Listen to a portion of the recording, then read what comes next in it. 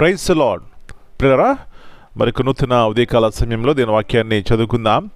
పరిశుద్ధ గ్రంథంలో నుండి యెషయా గ్రంథము 37వ అధ్యాయం 16వ వచనం. ఐజయా 37:16. యెహోవా కెరూబుల మధ్యను నివసించుచున్న ఇశ్రాయేలు దేవా, భూమి ఆకాశమును కలుగజేసిన అద్వితీయ దేవా, నీవు లోకమందున్న సకల రాజ్యములకు దేవుడవై ఉన్నావు.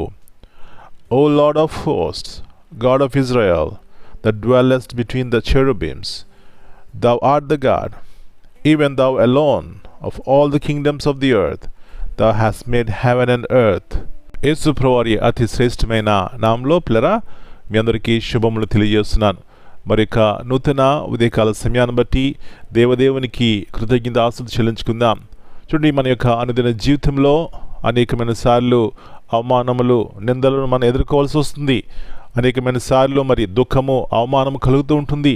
పిల్లరా, వీటి మధ్యలో మనకున్నటువంటి గొప్ప నిరీక్షణ, ఆధారం ఏమిటంటే మన దేవుడు అండి.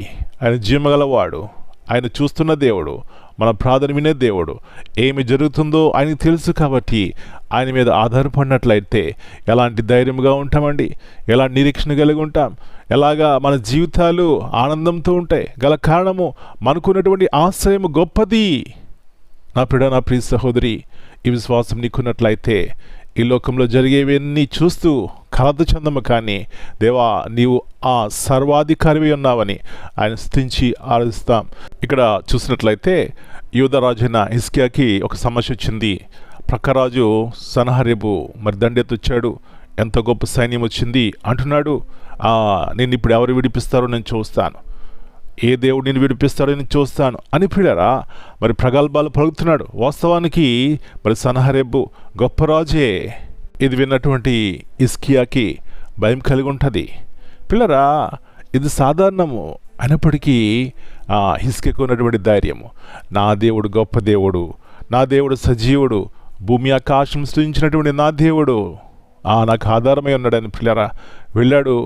మరి యెషయా యొద్దకు పంపించినాడు దూతల్ని. తర్వాత ఈ మాటలు విన్నటువంటి తను కూడా మందిరంలోకి పోయి ఆ యొక్క లెటర్ విప్పి దేవుని యొద్ద ప్రార్థన చేస్తూ అంటున్నాడు, యెహోవా కెరూబుల మధ్యను నివసించుచున్న ఇశ్రాయేలు దేవా, భూమి ఆకాశములు కలుగజేసిన అద్వితీయ దేవా, నీవు లోకమందున్న సకల రాజ్యములకు దేవుడివై ఉన్నావు. నా ప్రియ సహోదరి, హిజ్కియా రాజు అయినప్పటికీ తను సబ్మిట్ చేసుకున్నాడు దేవునికి. దేవుని పాదాలు పట్టుకున్నాడు, జయం చూశాడు. అమ్మా అయ్యా, ఈ ఉదయకాల సమయంలో ఎక్కడికి వెళ్తున్నారు? ఎవరి యొద్దకు వెళుతున్నారు? మన జీవమగల దేవుని యొద్దకు ఎప్పుడు వెళ్ళినా ఆయన ఎంత మాత్రం త్రోసివేసే దేవుడు కాదు, కానీ మన ప్రార్థన విని మనకు తగిన సమయంలో ఆయన జవాబిస్తారు. కాబట్టి విశ్వాసము కలిగి ఆయన మీద ఆధారపడి జయం పొందుకుందాం. అలాంటి కృప మనందరికీ దేవుడు దయచేయును గాక. ప్రార్థన చేసుకుందాం. పరలోకమున మా తండ్రి, పరిశుద్ధమైన దేవా, మరొక నూతన ఉదయకాల సమయాన్ని బట్టి మీకు వందనాలు చెల్లిస్తున్నాం. ఈ లోకంలో మాకెవరు ఆధారంగా ఉండకపోవచ్చేమో, కానీ మీరు మాకు ఆధారం నాయన. సర్వసృష్టి గల దేవుడవు, సర్వోన్నతమైన దేవుడవు యేసు ప్రభువా. ఎప్పుడైతే మిమ్మల్ని మా జీవితంలో స్వరక్షకంగా అంగీకరిస్తామో ఎలాంటి గొప్ప నిరీక్షణతో కూడినటువంటి జీవితాన్ని మేము కలిగి ఉంటాం. ఎక్కడికి వెళ్ళవలసిన పర్లేదు, కానీ మీ వద్దకు వచ్చినప్పుడు మీరు త్రోసివేసే దేవుడు కాదు.